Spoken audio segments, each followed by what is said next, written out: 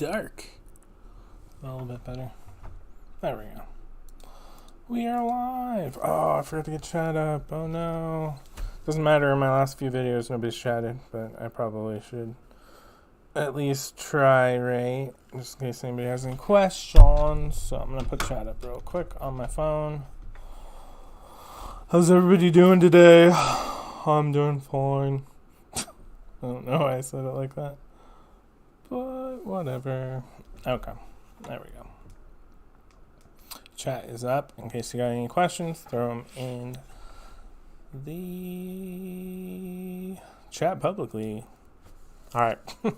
Anyways, so we're going to go over the news first. John Legend wants to get into NFTs. He's trying to start his own platform. So he partnered up with Twitch co-founders. Two Twitch co-founders. They're in early stages of creating a platform called Rsong, which allows artists to monetize their work through non-fungible tokens, which are digitally, we know what NFTs are. John Legend is going to serve as the chief impact officer to attract up-and-coming artists and their fans. So basically, he's just trying to start his own music platform. He's, I guess, into NFTs. I didn't know that, but there you go. All right, so Pixel Vault got $100 million in funding to chase an NFT media empire. So investors' latest NFT bet is on the startup called Pixel Vault. It's a massive NFT collection of superheroes that has the goal of growing into a decentralized Marvel-esque empire. So they're like kind of like digital comics NFT things. They secured $100 million from a venture capital firm. And the last story we're going to go over is kind of the good and the bad for NFTs. So we'll go over the pros and the cons from this article. So here are the pros. NFTs provide a record of authenticity and ownership held and verifiable on the blockchain. They're fashioned a new market to create wealth with high growth potential. You can make gains, basically. NFTs generate efficiency with smart contracts by streamlining, I can't freaking read today, streamlining processes and eliminating intermediaries, so eliminates the middleman. They empower a new marketplace for artists, allowing them to sell directly to collectors and receive royalties whenever the art is resold. So if you're an artist, you can kind of cut out the middleman. NFTs can potentially add diversification to your financial portfolio. So you can add it to your crypto and to your stocks. So you have yet another source of investments. What I have seen too, as far as that goes, is NFTs tend to run when crypto is going down. So if ETH and Bitcoin are taking a dive, people take their money out of Bitcoin. Well, they don't take it out of ETH because you got to usually use ETH to buy the NFTs, and then they'll buy NFTs when the market's going down. Some NFTs give you real life perks, such as high-end events, groups, or associations, depending on who the creators are. So yeah, that's what I'd say that is important. Who the creator of the NFT is pretty important, because that gives you access to them, which gives you access to whatever they have going on. As far as cons go, it's a new asset class. It's obviously volatile. It says right there. They're illiquid. So this is kind of the difference right now between crypto and NFTs.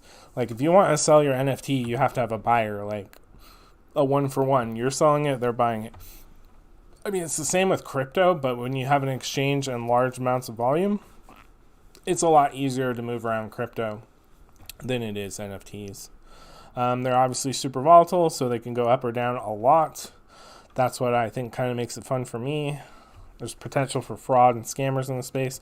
Every time there's something new, there's always going to be fraud and scammers, basically.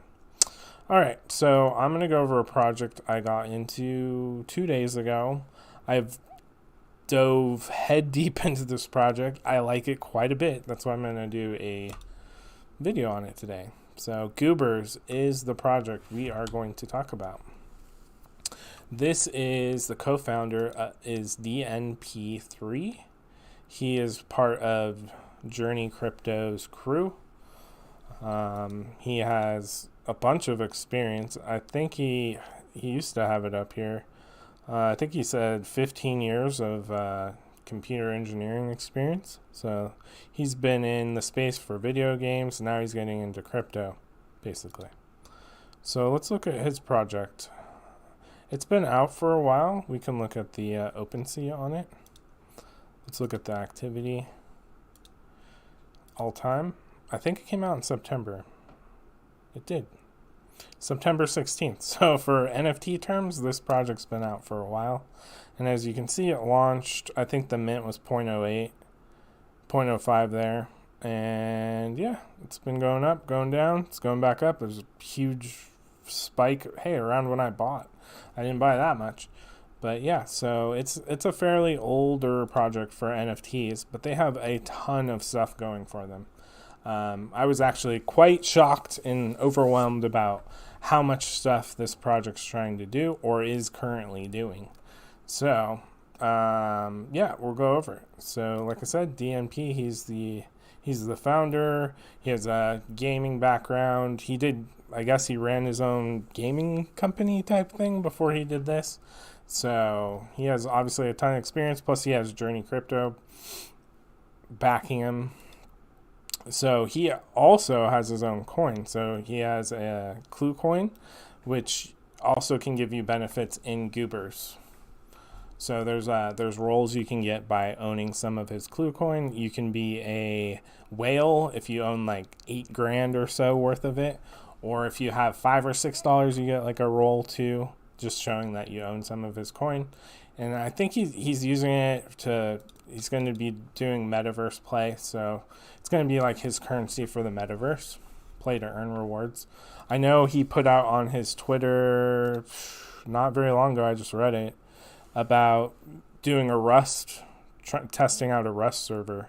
I don't know where it is. He does a ton of giveaways, by the way, too, so you might want to check out a Rust experience. If you want to test join, you can join his ClueCoin Discord. And I'm actually going to look into that because I have Rust and I have an interest in playing Rust, and it's a play to earn. And I'm very interested in play to earn games, so I'm going to check that out. But let's see how this whole system of the Goobers works. So you earn sludge in a few different ways. You can earn it by going to the Twitch. There's a Twitch channel for it's like an arcade. It's like a coin pusher. I'll show you it in a little bit. You can do Minecraft mining. You can do up to 1,000 sludge a day. That's the limit for Minecraft mining. The arcade is unlimited. You can do it all day long.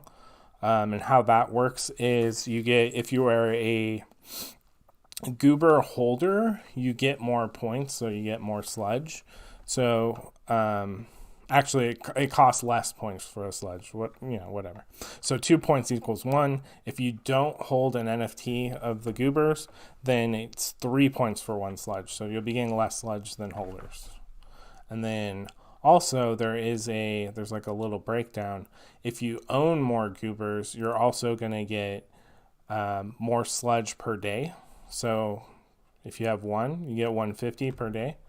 And then the second rank is you need 5 or more, and you get an extra 180. So those add up. Like you get that first roll the whole time, and then whatever rank you are down here. So you get 150 plus 180 if you have 5 Goobers. And that also translates to sludge in the arcade. You get a benefit there. Instead of 2 points to 1 sludge, I think the first one's 1.9, so it's 1.9 points to 1 sludge.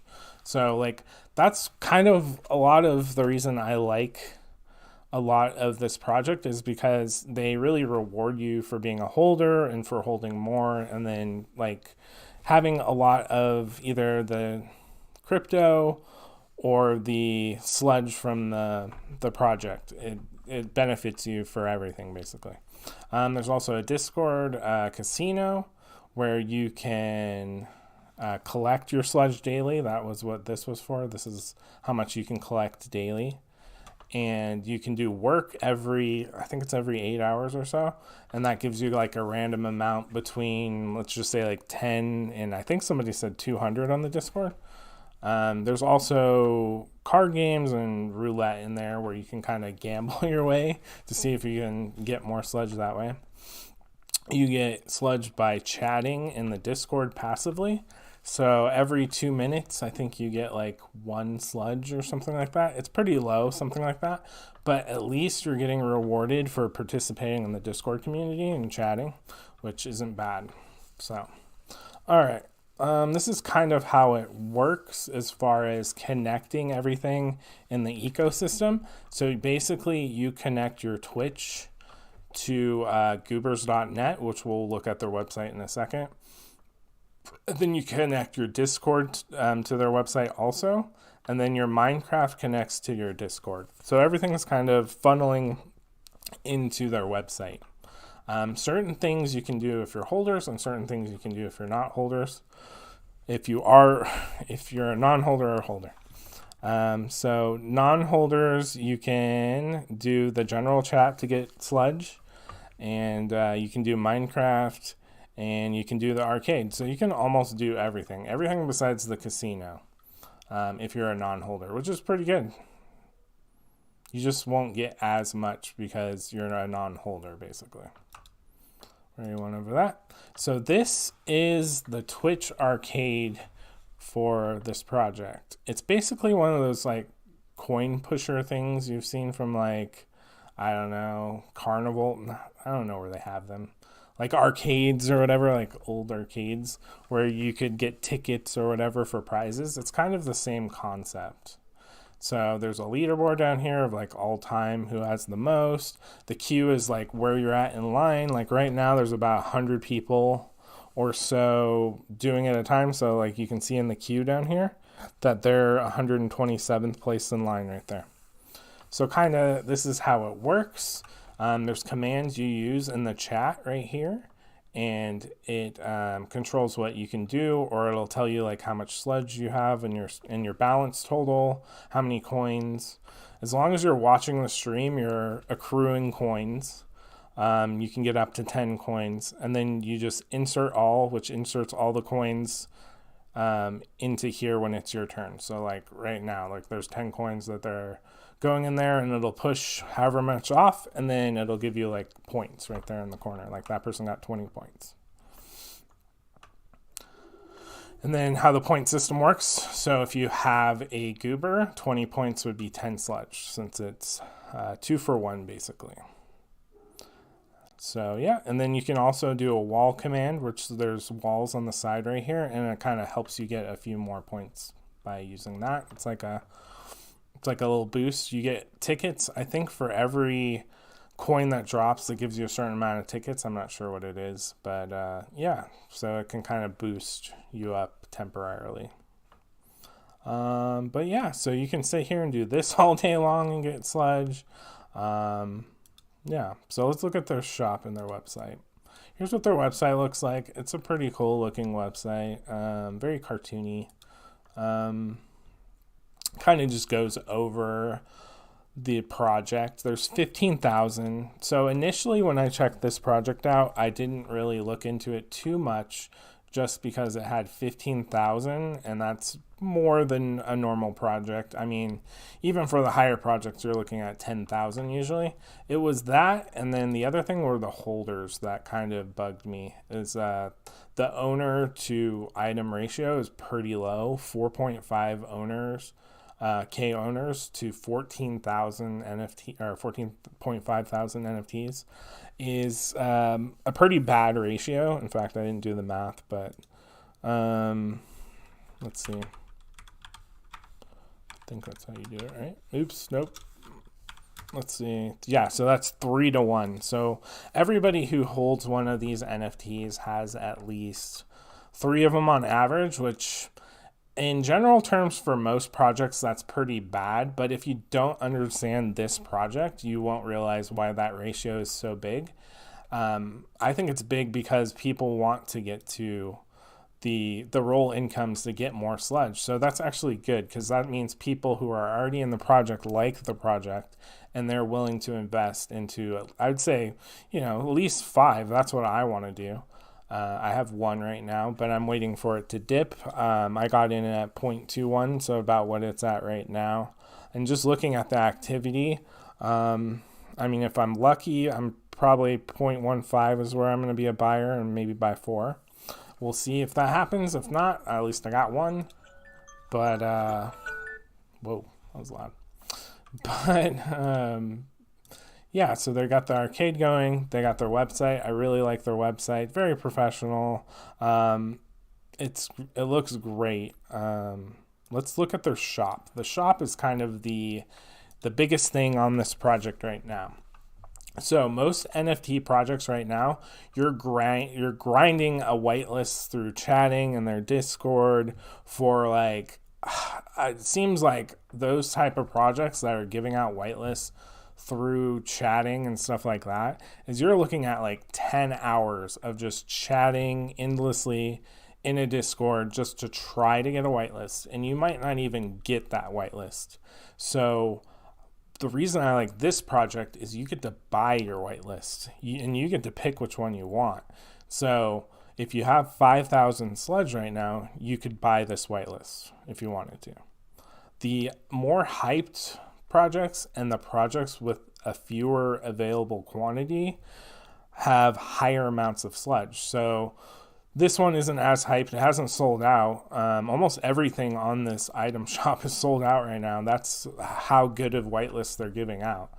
But like this one, it's a lower one. It only costs 5,000. There's still 75 out of 135 available. So that one's maybe not as well known. I've never heard of this project, and that kind of thing. So they kind of price it where they see fit. As far as the hype around the project and how many slots they have. They got this one yesterday, the Murray one, and this thing sold out in 2 seconds. So fortunately, I don't have 15,000 sludge, or I probably would have jumped on that one too, because I'm interested in that project. They do refill these occasionally. I think DMP refilled this one this morning with 20 more, and it's obviously already sold out. And it's not only NFT whitelists. You can buy Discord Nitro. You can buy a stream deck, which I might be interested in because I stream. You can buy Minecraft. So they have physical items on here too, which I thought is cool. You can buy a Switch. You can buy a PlayStation. You can buy a Squishy Squad for a ridiculous amount of sludge. You can buy a Goober for a ridiculous amount of sludge. There's an Xbox, and then the big daddy of all, they just added this, is the Journey Club Pass for a cool 2 million. And the biggest holder in this project is Journey. So that kind of goes to tell you what he thinks of this project and what he sees the future in it. If he's holding the most amount of sludge, I don't know if he has the most amount of NFTs, but he has the most, they have a leaderboard, and Journey has the most sludge. I remember seeing his name on there.